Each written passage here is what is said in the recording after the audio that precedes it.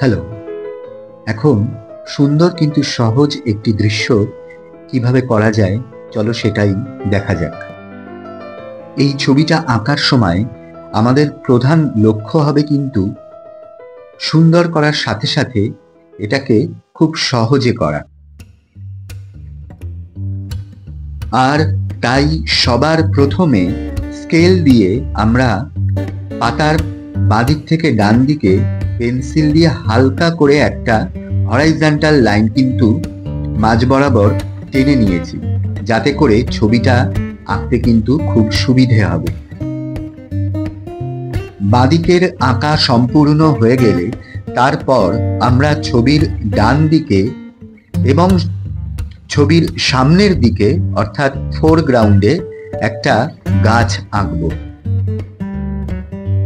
যারা এই ভিডিওটা দেখছো তাদেরকে আবারও বলছি যে আমাদের প্রধান লক্ষ্য কিন্তু সুন্দর করার সাথে সাথে ছবিটাকে অত্যন্ত সহজ প্রক্রিয়ায় করা, যাতে করে এই ছবিটা সকলেই আঁকতে পারে। যে বা যারা এই ভিডিওটা অলরেডি এতদূর অবধি দেখে ফেলেছো তাকে বা তাদেরকে বলছি যে এমনটা অনেক সময় হয় যে তুমি ভাবলে যে আজকে একটা খুব সহজ ছবি আমি ইউটিউব দেখে আঁকবো, এবং সেই মনে করে তুমি ইউটিউব খুললে, স্ক্রল করছো এবং স্ক্রল করতে করতে তুমি ভাবছো যে একটা খুব সহজ ছবি আমার দরকার, যেটা কিনা আঁকার জলের মতো সহজ হবে, এবং একটি থাম্বনেল দেখে তুমি স্ক্রল করা বন্ধ করলে, কিন্তু পর মুহূর্তেই ভাবলে আরে বাবা এই ছবিটা তো আঁকা মনে হচ্ছে খুব কঠিন। কিন্তু আমাদের ওই যে প্রথমেই বললাম প্রধান লক্ষ্য কিন্তু যে কোনো ছবি সহজে করা, তাই ছবির থাম্বনেল দেখে কিন্তু ঘাবড়িও না, খোলো, খুলে দেখো যে দেখতে কঠিন হলেও কিন্তু এটা এত সহজ প্রক্রিয়ায় করা হচ্ছে যে তোমাদের এটা আঁকতে একটুও কঠিন মনে হবে না। আর এতগুলো কথা বলতে বলতে অলরেডি আমাদের ড্রয়িং কিন্তু কমপ্লিট হয়ে গেছে। এবার আমরা রং করব। রঙে প্রথমেই আমরা ঘরের চাল থেকে রং করা শুরু করব, এবং তার জন্য আমরা প্রথমে দিচ্ছি লাল রঙের ক্রেয়ন। এই ক্রেয়ন কালারের সাহায্যে আমরা ঘরের ছাদ দুটি রং করে ফেলব। প্রথমে লাল এবং তারপর অরেঞ্জ বা কমলা রং দেব। আর যদি তোমার কাছে অরেঞ্জ না থাকে তাহলে তুমি কোনো নিয়ারেস্ট কালার অর্থাৎ ভার্মিলিয়ান এই কালারটিও কিন্তু ব্যবহার করতে পারো। আর ঘরের দরজায় আমরা ব্যবহার করব লাইট ব্রাউন, না থাকলে বার্নড সিয়েনা এই রংটাও কিন্তু ব্যবহার করা যেতে পারে। এই পর্যন্ত হয়ে গেলে আমরা ডান দিকে যে গাছটা এঁকেছিলাম সেটা রং করা ধরব, আর তার জন্য কিন্তু ব্যবহার করা হচ্ছে লাইট ব্রাউন।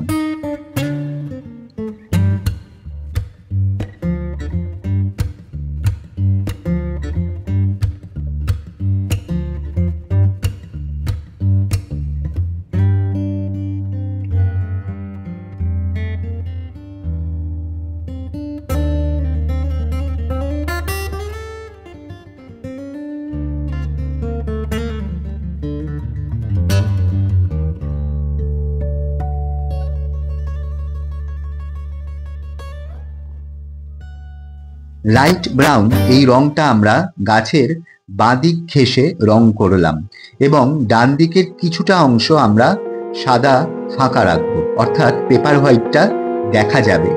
এই অংশটা আমরা পরে রং করব।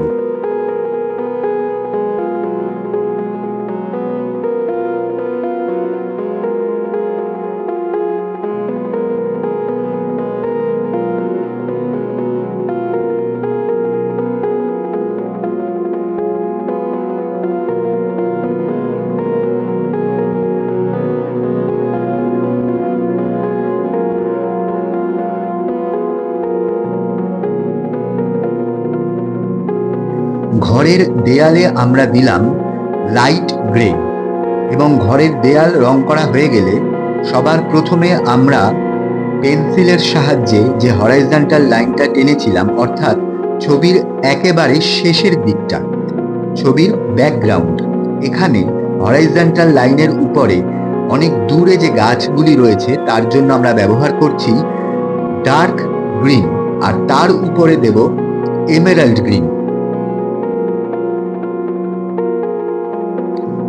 আর যেখানে এমেরাল্ড গ্রিন করা হলো তারও উপরে যে ছোট ছোট গাছগুলি করা হয়েছে, অর্থাৎ দূর থেকে দেখে ছোট মনে হচ্ছে এমনটা, সেই গাছে রং করার জন্য আমরা ব্যবহার করলাম কালার পেন্সিল। কালার পেন্সিল দিয়েও কিন্তু আমরা সেই ডার্ক গ্রিন কালারটাই করলাম। আর তারপর আমরা ধরবো আকাশ রং করা। আকাশটা এত দূর অবধি রং করা হয়ে গেলে তোমার আঙুলের মাথা দিয়ে একটু ঘষে দেবে, যাতে এই রংটা কাগজের সাথে ব্লেন্ড হয়ে যায়।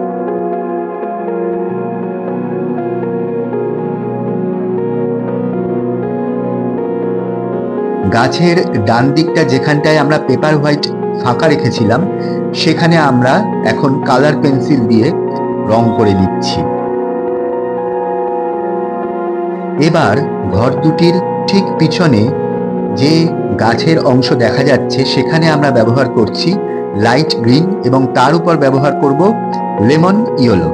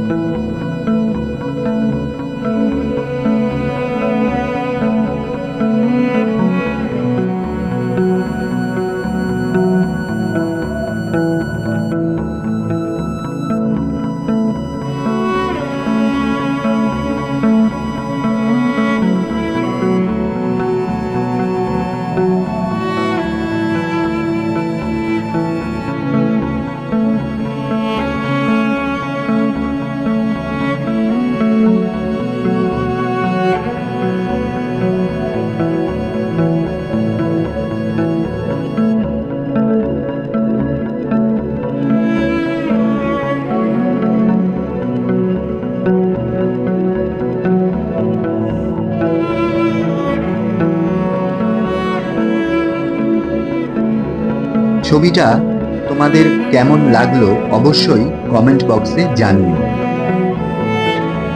লাইক, কমেন্ট, শেয়ার করতে ভুলো না, আর অবশ্যই বেল আইকন প্রেস করবে।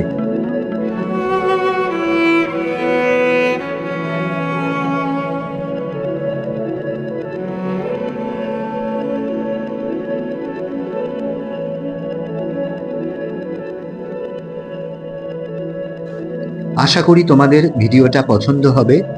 আবার দেখা হবে পরবর্তী ভিডিওতে। টাটা।